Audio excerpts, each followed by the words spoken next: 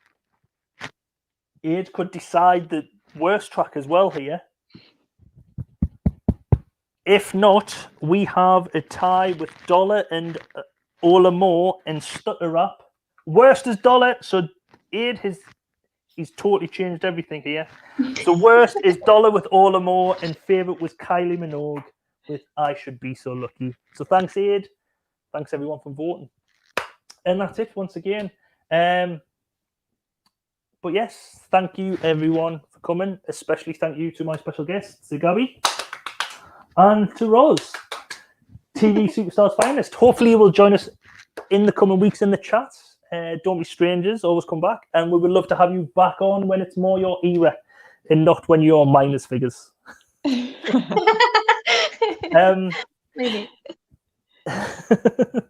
But yes, thank you everyone in the chat again. If you know anyone or are interested in coming on here as a special guest, I have socials below, Instagram, Twitter, Facebook. Also, the email address is below. You can get in touch with any one of them, or even just leave a comment after the on the replay. Thank you very much, Lainey. She says, well done to the ladies for putting up with me. This is the abuse. I entertain them week in and week out. Are you not entertained? And I get abuse all the time for this, but I love them for it. So thanks once again. If you do stick around, I will speak to you in 2 seconds. But thanks, and now time for the awkward wave. I will see you all later. Goodbye.